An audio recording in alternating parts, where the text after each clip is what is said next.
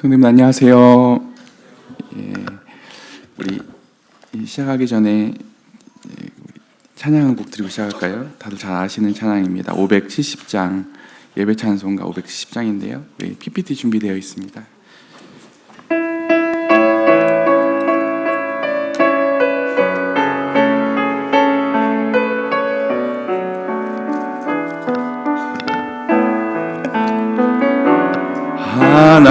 하나님의 사랑을 사모하는 자, 하나님의 평안을 바라보는 자, 너의 모든 것 창조하신 우리 주님이 너를 얼마나 사랑하시는지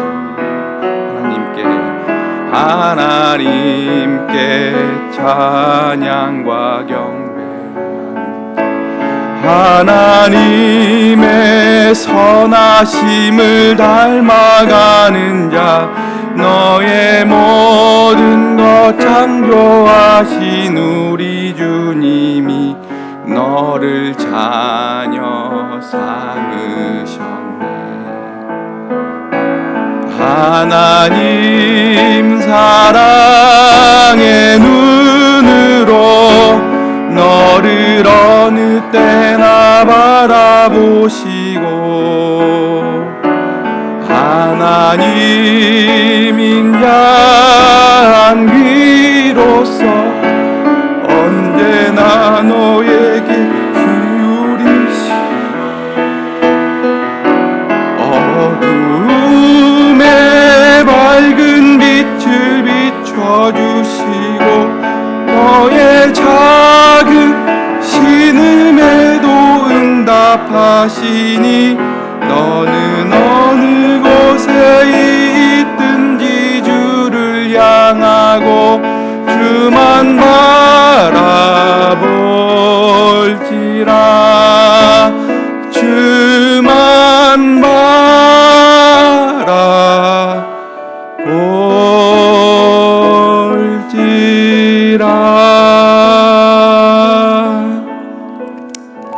네, 우리 옆에 계신 형제자매님들께 이렇게 인사 나눌까요? 오늘은 주님을 대신해서 환영합니다. 반갑습니다. 오늘도 범사가 다 잘 되시길 응원하고 기도합니다. 이렇게 인사 나누셨으면 좋겠습니다. 오늘 설교의 제목은 반응하시는 하나님입니다. 뭐라고요? 반응하신 하나님입니다. 오늘 본문 말씀은 마태복음 7장 7절부터 12절까지입니다. 제가 읽어드리겠습니다. 마태복음 7장 7절부터 12절까지. 구하라 그리하면 너희에게 주실 것이요, 찾으면 찾으라 그리하면 찾아낼 것이요, 문을 두드리라 그리하면 너희에게 열릴 것이니 구하는 이마다 받을 것이요, 찾는 이는 찾아낼 것이요, 두드리는 이에게는 열릴 것이니라. 너희 중에 누가 아들이 떡을 달라 하는데 돌을 주며 생선을 달라 하는데 뱀을 줄 사람이 있겠느냐? 너희가 악한 자라도 좋은 것으로 자식에게 줄 줄 알거든 하물며 하늘에 계신 너희 아버지께서 구하는 자에게 좋은 것으로 주시지 않겠느냐? 그러므로 무엇이든지 남에게 대접을 받고자 하는 대로 너희도 남을 대접하라. 이것이 율법이요 선지자니라. 오늘 반응하신 하나님이라는 제목을 딱 생각을 했는데, 처음에 말씀을 들어가기 전에 이 반응이 무엇인가에 대해서 좀 정의를 했으면 좋겠습니다. 반응하면 선행돼야 되는 따라오는 게 있는데요, 자극이죠. 그죠? 자극이 있으면 그 자극에 따라서 우리가 반응을 하게 됩니다. 외부에서부터 자극이 있을 때 우리가 반응을 하게 되는데, 우리가 태어날 때부터 자동적으로 우리가 원하건 원치 않건 간에 반응을 하는 걸 뭐라고 하죠? 태어날 때 갖고 태어나는 반사라고 하잖아요. 반사. 그리고 반사랑은 좀 다르게 우리가 의지를 가지고 반응을 선택할 수 있죠. 이걸 우리가 전형적인 반응이라고 합니다. 그래서 앞에 있는 이 반사가 좋은 사람들을 가리켜서 진짜 운동신경이 좋다, 순발력이 좋다, 이렇게 표현을 하죠. 그리고 우리가 그 반응이 좋은 사람들 있잖아요. 아, 리액션이 좋다. 아, 정말 센스가 좋다. 이렇게 얘기를 하잖아요. 이런 것처럼 이 반응이라고 하는 것은 굉장히 중요한데, 왜냐하면 또 반응이 있느냐 없느냐에 따라서 이게 생명이 있느냐 생명이 없느냐가 갈리기도 하죠. 그리고 또 이 반응에 따라서 또 달리는데요. 저는 특수교육을 전공했잖아요. 그래서 그 반응에 대해서 없거나 더디게 반응하거나 이상하게 반응하는 것을 가리켜서 뭐 자폐라고 하기도 하고 장애라고도 하기도 합니다. 감각 자극에 대해서 이상하게 반응하는 것에 대해서. 그리고 또 우리 이런 말이 있죠. 그 옛날에 그 여우하고는 살아도 곰하고는 이렇게 못 산다, 이런 말이 있잖아요. 사람은 굉장히 이 반응이 중요하거든요. 요즘에는 사람들이 이 자극과 반응이 없으니까 사람으로부터 단절되어서 못 얻으니까 반려견들을 이렇게 많이 키우잖아요. 이런 것처럼 반려동물들을 키우는 이유들이 실은 많은 이유 중에 하나가 사람에게는 이 자극과 반응이 필수적인데 이런 것들이 부재해 있죠. 그러면서 저는 집에서 저희 아이들이 진짜 이쁘거든요. 왜냐하면 반응을 너무 잘해요. 이제 유인관님 댁에 올라가면 유인관님이 표현하는 게 있으신데, 그 병인 형제들 이렇게 사랑이하고 하람이하고 저희 진선미 소망이하고 다른 점이 좀 있는데요. 얘네들이 유인관님 표현에 의하면 왜 이렇게 끈적끈적하냐고, 애들이 오면은 할아버지한테 뽀뽀를 몇 번씩 한지 모르겠어요. 시키지도 않았는데. 그러니까 그 자체가 얼마나 기쁨이 되는지 모르겠습니다. 그렇죠. 그래서 오늘 이 반응이란 것이 이게 멀리 떨어져 있는 게 아니라 우리 가까이에서 모든 필수적인 삶을 구성하고 있음을 보게 됩니다. 근데 그러면서 우리 신앙에 있어서도 이 자극과 반응, 특히 반응이 중요하죠. 특히나 우리의 반응에 대해서 성경에서 많이 강조를 하고 있죠. 우리가 하나님 말씀하시면 우리 경청하고 순종하고 또 하나님의 일하심에 대해서 우리 신뢰하고 믿음, 너무 중요하죠. 근데 우리의 반응은 이렇게 많이 강조가 되는 반면, 하나님이 반응적이신 분이라고 하는 데 있어서는 우리가 강조점이 덜하거나 아니면 좀 무지하거나 좀 거기에 대해서 우리들이 많이 놓치고 있는 것들을 보게 됩니다. 하나님 참으로 반응적이시고요.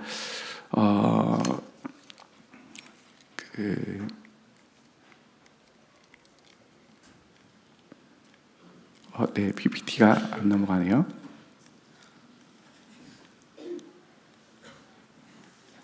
네, 거기서 넘겨주셔도 좋겠습니다. 네.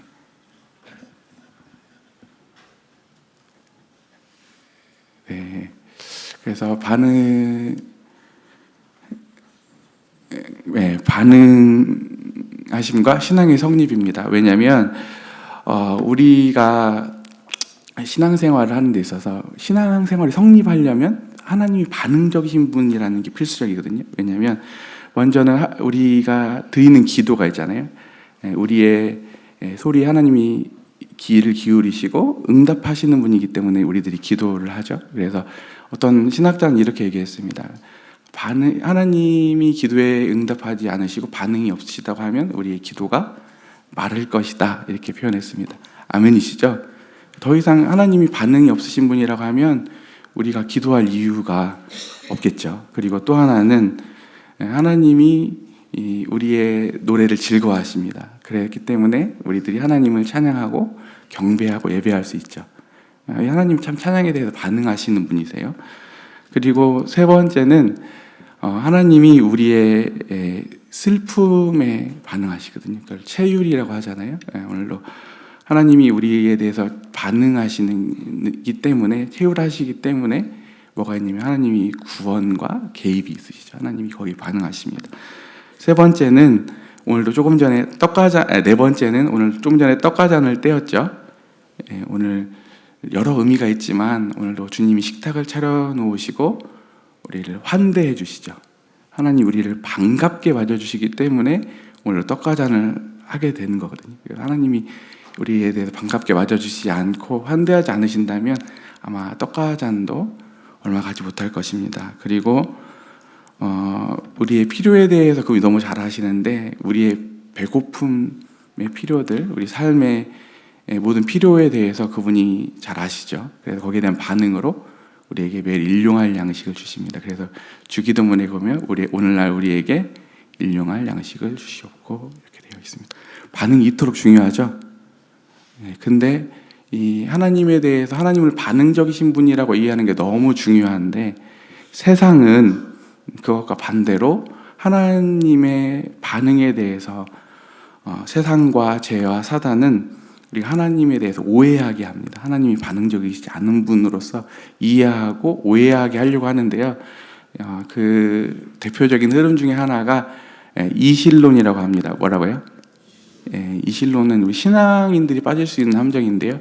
하나님이 이 세상을 잘 창조해 놓으시고 하나님께서 이 세상을 정교하게 만들어 놓으시고 멀리 떨어져 계신 분이라고 생각하는 거예요. 더 이상 하나님이 계시긴 한데 이 세상의 이 자연 만물 가운데 우리 삶 속에 개입의 여지가 없는 거거든요. 그래서 이 이실론이라고 하는 흐름이 어느새 우리의 신앙의 삶 속에 이렇게 스며들어올 수가 있는데, 이라고 경계해야 되고요. 두 번째는 신신학입니다. 뭐라고요? 근래에 아주 우리가 복음주의 신학이잖아요. 근데 또 근래 자유주의 신학 이후에 나온 신학들이 있는데, 그 신학자들의 책들을 보거나 그분들의 이렇게 책을 보면 진짜 너무 훌륭해요. 설명이 너무 대단하거든요. 너무 어떻게 이렇게 잘 설명하지? 오늘도 제가 반응하시는 하나님에 대해서 설교하잖아요. 비교도 안 되게 그분들이 설명을 더 잘하거든요. 근데 그분들은 문제가 뭐냐면 하나님의 살아계심이 종교 영역에만, 신앙이라고 하는 영역에만 거기서만 유의미한 거예요. 그러니까 더 이상 우리의 신앙의 실제 삶에서 말은 하나님의 살아계심, 간섭하심 다 설명 너무 잘하지만, 구원도 설명도 잘하고 대속도 설명 잘하고 너무 잘하지만 실제 삶에서 하나님의 개입을 안 믿는 흐름이 있거든요. 이걸 신신학이라고 합니다. 이런 흐름들도 우리 신앙에 있어서 하나님에 대한 오해를 하게 합니다. 그 다음에 이제 또 하나는 우리의 삶이, 우리 인생이 하나님의 반응적이신 하나님의 개입을 의심하게 하는데요. 우리가 살다 보면 하나님이 과연 살아계신가, 하나님이 과연 내 인생 가운데는 관심이 좀 있으시긴 한 건가 라고 하는 우리 인생에 있어서 회의가 찾아오고, 우리 경험들이 하나님에 대해서 하나님은 반응하지 않는 분으로, 멀리 떨어져 계신 분으로 오해를 하게 하죠. 그런 것 같지 않으세요? 그런데 그것을 반대하는 증거들이 있는데, 3가지 증거들이 있습니다. 몇 가지라고요?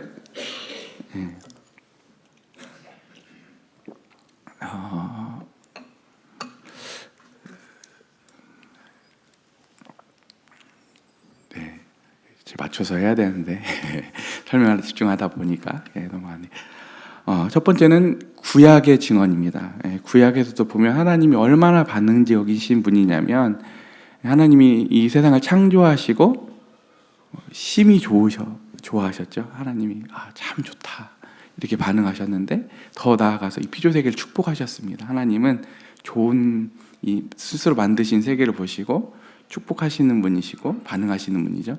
두 번째는 얼마 지나지 않아서 인간이 타락하고 나니까 하나님이 급히 개입하셔서 여인의 후손을 약속해 주시고, 하나님이 우리 인간의 역사에 깊이 개입하시는 사건을 가리켜서 구속이라고 하죠. 하나님이 그때부터 인간의 삶에 반응하시기 시작하셨습니다. 그리고 또 더 나아가서 그 출애굽기 이렇게 보게 되면 처음에 시작이 어떻게 시작하냐면, 하나님이 이스라엘 백성들이 바로의 압제 안에서 신음하니까 하나님이 그 기도를 들으셔서 모세를 보내셨다 이렇게 나와 있거든요. 그러니까 하나님이 그분의 백성들에 대해서 들으시고 반응하시는 분이죠. 그리고 또 그 출애굽 이후에 이스라엘 백성들이 땅에서 거주하며 살면서 우상 숭배에 빠졌잖아요. 그러니까 하나님께서는 그에 대한 반응으로 이방 민족들을 보내셔서 그들 징벌하시거든요. 혹독하게 하나님 다루시는데, 하나님 살려주세요, 하나님 너무 고통스럽습니다, 고달픕니다, 이러면 하나님이 또 그들 구원하시기 위해서 하나님 반응하시는데, 그게 뭐죠? 사사를 보내시거든요. 여러 명의 사사를 이스라엘 역사 내내 보내십니다. 그리고 그 이후에 이스라엘 백성들이 범죄와 우상숭배에 빠졌을 때 하나님은 그의 반응으로 성실히 선지자들을 보내시고 끊임없이 보내시고, 더 나아가서 나중에 그에 대한 징벌로, 하나님 징계로 어떻게 하셨냐면 그들을 포로 돌리셨습니다. 다 하나님의 반응이죠. 그리고 구약에서 가장 지금 반응이 저 같은 경우 개인적으로 제일 유의미하게 다가오는 성경이 사무엘서거든요. 사무엘 상하. 사무엘서를 시작할 때 반응하신 하나님 시작하죠. 한나의 그 애달픔과 그의 처지에 하나님이 들으시고 반응하셔서 사무엘을 주시는 하나님. 그리고 그 이후에 이 사무엘서의 주인공이 누구죠? 다윗이잖아요. 다윗의 생애에서 시편을 빼놓고 설명할 수가 없는데, 시편에서 보면 하나님이 그 어려움 가운데 개입하셔서 하나님이 반응해 주셨어요. 그때 나온 시가 뭐예요? 찬송시잖아요. 하나님께 감사의 시를 올려드리고, 하나님이 개입하지 않으시는 것 같아요. 하나님이 이 개입이 더딘 것 같아요. 그러면 그때 첫 번째는 어떻게 하냐면 하나님께 간구의 기도, 간구시를 올리거든요. 그래서 하나님이 이 개입이 더딘 것 같아요. 그러면 하나님에 대해서 언제 개입해 주실 거냐고, 하나님 도대체 살아계시긴 한 거냐고 탄원시가 나오거든요. 그래서 이 시편은 정직한 하나님에 대한 반응이 담겨있는 책이거든요. 그래서 우리가 시편을 보면 우리에게 위로와 격려가 되는 이유는 반응하신 하나님에 대한 우리의 여러 가지 반응들이, 정직한 반응들이 적혀있기 때문입니다. 아멘이시죠? 구약만 놓고 보더라도 하나님이 얼마나 반응적이신 분인지를 우리가 알 수 있죠. 두 번째는 이제 신약으로 오게 되면 신약에서의 제일 중요한 인물이신 우리 예수님이잖아요. 예수님이 성육신이 왜 예수님이 오셨냐면 우리 인간의 공경에, 인간이 스스로 빠져나올 수 없는 이 죄의 속박 아래 있는 우리의 처지에 하나님께서 공감하시고 반응하셔서 예수님을 보내셨다고 하셨습니다. 그리고 예수님이 오셔서 하나님이 얼마나 반응적이신 분인지를 증언해 주신 게 뭐냐면 상상수훈이거든요. 하나님이 이 피조세계에 대해서 얼마나 자상하시고, 우리 밖에 있는 백합화 새들 하나하나 하나님이 얼마나 간섭하시는지, 심지어 그런 이 피조세계에 있는 우리 인간보다 못한 피조세계에도 반응하시는 하나님께서 하물며 우리 사랑하는 자녀들에 대해서 하나님 얼마나 반응하시는 분이신지에 대해서 써 있고요. 그리고 오늘 본문에서도 나오잖아요. 하나님이 야, 너희 악한 너희들도 자식에게 좋은 걸로 반응하지, 하물며 나처럼 선한 존재인 나는 너희 자녀들에게 얼마나 좋은 것으로 반응하지 않겠느냐? 하나님께서 이렇게 말씀하십니다. 아멘이시죠? 그리고 주기도문에서도 이게 나오거든요. 하늘에 계신 우리 아버지 했을 때, 하늘이라고 하는 단어는 멀리 떨어져 계신 분이 아니라고 제가 예전에 주기도문 설교 때 말씀을 드렸는데, 하늘 하면 우리 위에 있는 이 공간이거든요. 어디라고요? 한번 보실래요? 위에. 네, 위에. 하나님 어디에나 계시는 분이시, 가까이. 하나님 우리 기도하시면 언제나 가까이서 반응하시는 분으로서 주기도문의 시작이 하늘에 계신 우리 아버지여 라고 시작을 하게 됩니다. 그리고 오늘도 감사기도의 제목이었죠. 오늘도 주님의 십자가. 십자가는 우리 죄에 대한 하나님의 공의와 사랑의 반응이었죠. 하나님께서는 이 죄를 간과하실 수 없었기 때문에 공의로우신 반응으로서 죄를 그냥 용서하시는 게 아니라 아들 예수님께 다 물으셨고, 그리고 그 우리 죄에 대해서 우리 예수 그리스도 안에서 우리를 받아주시고 용납하심으로써 그분의 사랑의 반응을 보여주셨습니다. 그리고 마지막으로 우리 성령님도 반응으로 보내주셨거든요. 우리가 하나님의 뜻을 살아낼 수 없고 우리가 무능력하잖아요. 하나님 앞에 반응하는 데 있어서 우리가 죄로 인해 다 죽었던 자들인데 성령님을 보내셔서 우리의 무능력함에 하나님께서 반응하신 거죠. 그래서 성령님을 보내셔서 우리가 이제 새 생명을 얻고 하나님 앞에 반응할 수 있는 자들로 변화시키셨습니다. 아멘이시죠?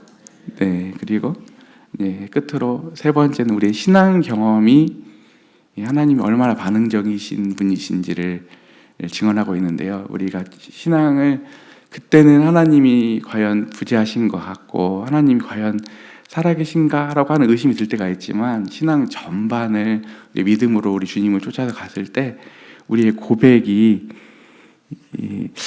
우리 영혼의 노래 사랑의 노래 같이 한 곡 제가 반주 없이 여기 있습니다. 507장입니다. 이런 고백을 하는 것 같습니다. 제가 불러드릴게요. 하나님 한 번도 나를 실망시킨 적 없으시고 언제나 공평과 은혜로 나를 지키셨네. 지나온 모든 세월들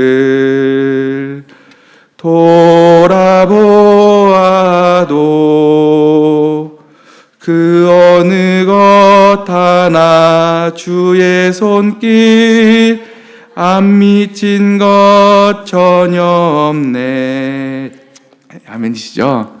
네, 그렇습니다. 우리 반드시 신앙생활을 하게 되면 우리가 여러 모양으로 마치 아브라함의 생애, 우리 믿음의 선진들의 생애를 통해서 하나님께서 여러 일들과 여러 경험들과 여러 사건들을 통해서 얼마나 그분이 우리 삶 속에 개입하시고 반응하시는 분이신지를 주님께서 점점점 우리 인식시켜 주시고 확신을 갖게 하십니다.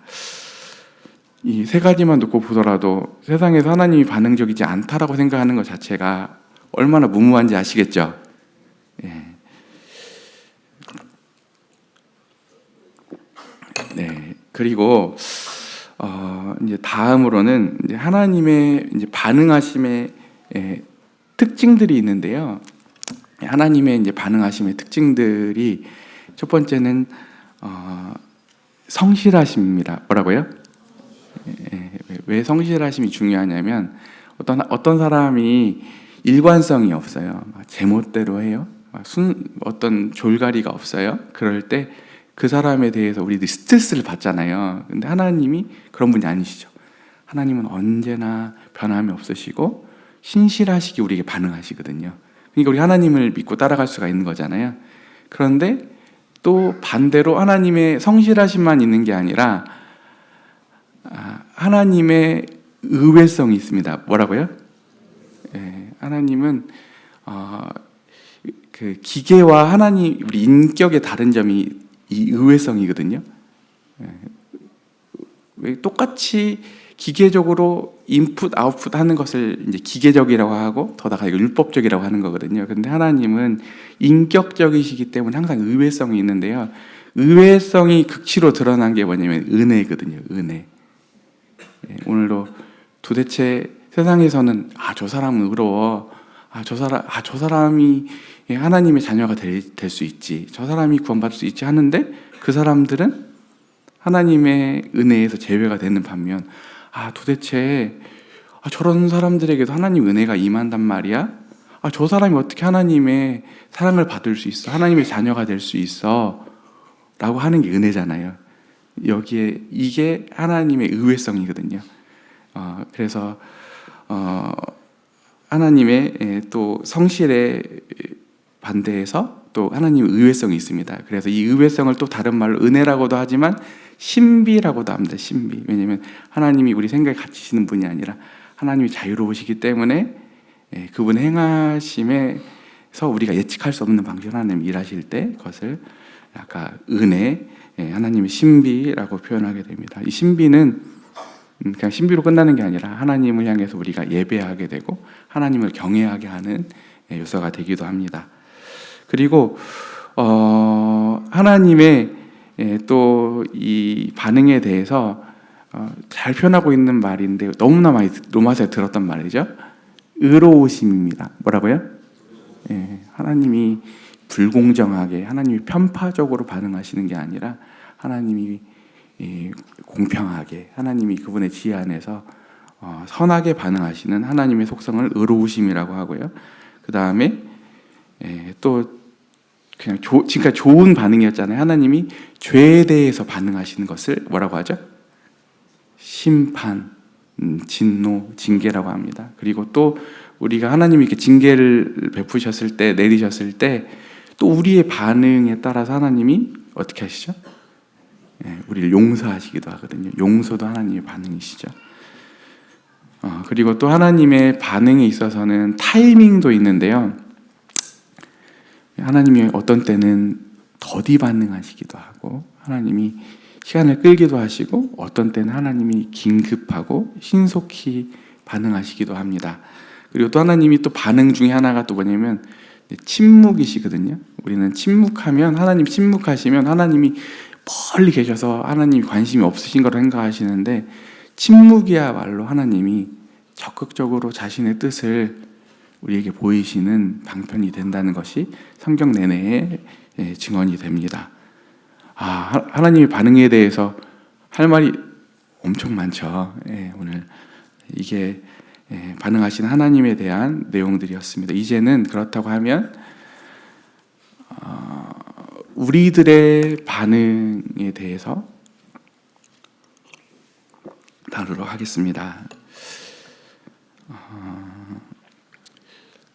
하나님을 향한 우리들의 반응은 그 어디서부터 출발되냐면 마음에서부터 출발됩니다. 뭐라고요?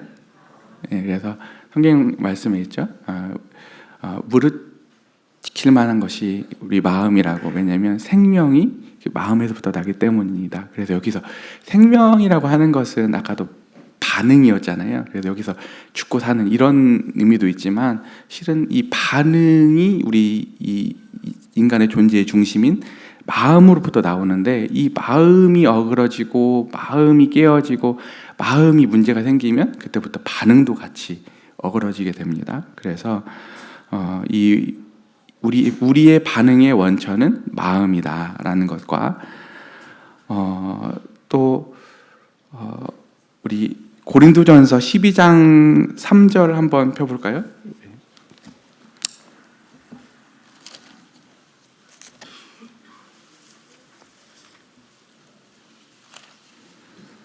고린도전서 12장 1절부터 3절까지 읽어드리겠습니다. 형제들아, 신령한 것에 대하여 나는 너희가 알지 못하기를 원하지 아니하노니 너희도 알거니와 너희가 이방인으로서 있을 때에 말 못하는 우상에게 끄는 그대로 끌려갔느니라. 그러므로 내가 너희에게 알리노니 하나님의 영으로 말하는 자는 누구든지 예수를 저주할 자라 하지 아니하고 또 성령으로 아니하고는 누구든지 예수를 주라 시인할 수 없느니라. 그래서 우리가 하나님을 향해서 반응하게 할 수 있는 분이 누구냐면 죽었던 우리가 성령님이시잖아요. 그래서 이 성령을 통해서 하나님에 대해 반응할 수 있게 되는데, 그 반응을 가리켜서 뭐라고 하냐면 성화라고 합니다. 뭐라고요? 성화. 그래서 하나님의 형상을 회복해가는 게 성화잖아요. 깨어져 버린 하나님의 형상을 회복해 가는데, 그 하나님이 깨어져 버린 형상이 뭐냐면 반응이에요. 반응. 그래서 하나님이 우리가 하나님하고 동행하고 함께해서 반응적이신 하나님처럼 우리가 반응하기를 원하시는 거예요. 그래서 우리 마태복음 5장 48절에 보면 하늘에 아버지께서 온전하신 것처럼 너희들도 온전해라 라고 했을 때, 그 온전이 무슨 뜻이냐면 거룩하라는 뜻이거든요. 너희들도 하나님처럼 반응해라. 너희들이 하나님의 형상을 회복해서 하나님처럼 반응하는 것을 가리켜서 또 다른 말로 뭐라고 하냐면 성령의 열매라고 합니다. 성령의 열매에서 또 인격이잖아요. 우리가 반응을 얘기하고 있습니다. 그래서 오늘도 이 하나님께서는 우리가 성령 안에서 하나님의 깨어져 버린 형상을 회복하기를 바라시고 성령님을 통해서 우리에게 현재까지도 역사하고 계심을 보게 됩니다. 아멘이시죠? 네, 이제 마지막으로 정리하겠습니다.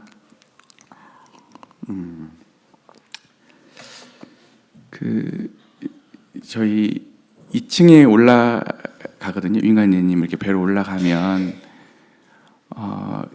아이들이 자주 올라가거든요. 왜 자주 올라가는지 아세요?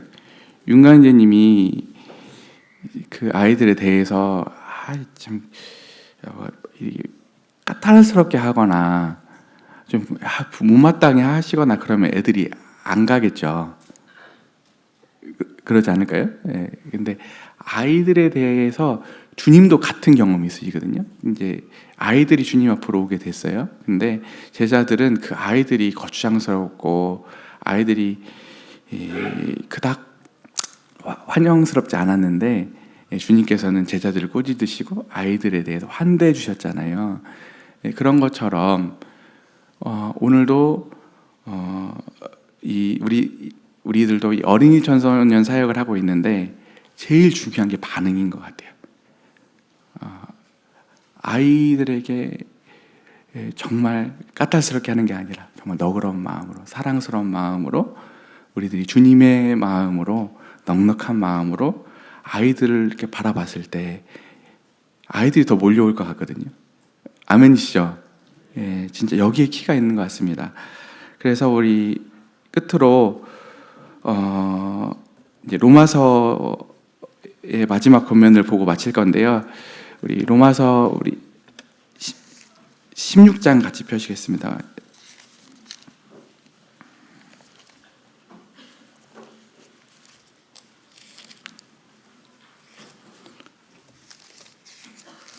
우리 그토록 성경이 보면 이 로마서가 굉장히 장대한 성경인데 여러 권면들이 나오지만 이 사도 바울의 마지막 로마 성도들 향한 권면이 뭐냐면 로마서 16장 19절입니다. 뒤에는 문안인사니까요. 마지막 권면이 뭐냐면 너희의 순종함이 모든 사람들의 16장 19절 너희의 순종함이 모든 사람들에게 들리는지라. 그러므로 내가 너희로 말미암아 기뻐하노니 너희가 선한 데는 지혜롭고 악한 데는 미련하기를 원하노라 라고 얘기했습니다. 주님께서 은혜로 마지막 저에게 권면하시는데요. 선한 데에는 우리들의 반응이 어떻기를 바라신다고요? 지혜롭고 민첩하고 순발력 있고 풍성하게 반응하길 바라시지만 세속적이고 악하고 어리석은 것들에 대해서 하나님께서는 우리가 미련하게 어든하게 반응이 있느냐 없느냐 할 정도로 그렇게 하나님께서는 악한 것들에 그렇게 우리가 반응하길 바라십니다. 아멘이시죠? 그래서 성경에서 아주 중요한 이 로마서의 마지막도 뭐냐면 우리가 반응을 잘해라. 반응을 잘하십시오. 이렇게 마치고 있습니다. 그러면서 오늘 우리에게 고난이 찾아오잖아요. 고난이 찾아오면 성경이 요청하는 반응이 뭐죠? 항상 기뻐하라. 우리의 결핍이 있거나 우리의 필요가 생기거든 항상 쉬지 말고 기도하라. 그 다음에 하나님의 일하심이 납득이 안 될 때가 있거든요. 그때도 범사에 감사하라. 이렇게 우리에게 요청하고 있습니다. 이는 예수 그리스도를 안에서 너희를 향하신 하나님의 뜻이다라고 마치고 있습니다. 그래서 저희가 정말 반응을 잘했으면 좋겠어요. 우리 다시 한번 옆에 계신 형제님들 한번 보실까요? 웃어주셨으면 좋겠고요. 그리고 말 한마디도 이렇게 막 이렇게 시크하게 이렇게 퉁명스럽게 하는 게 아니라 정말 친절하고 우리 말투에서부터 표정에서부터 우리 몸짓에서부터 우리가 서로에게 대해서 정말 하나님의 은혜 안에서 반응할 수 있는 저희 공동체가 되었으면 좋겠습니다. 그렇게 됐을 때 주님이 저희들도 더 새롭게 하실 거고요. 영혼들도 무한히 보내주실 거라 믿습니다. 아멘이시죠? 네, 오늘 기도드리시고 마치도록 하겠습니다. 살아서 역사하시고 우리들 가까이서 개입하시고 반응하시는 선하신 아버지 하나님, 아버지를 닮아 저희들도 말씀과 세상의 이웃과 은혜에 선하게 반응하는 자녀 되게 하시옵소서. 예수님의 이름으로 기도드립니다. 아멘.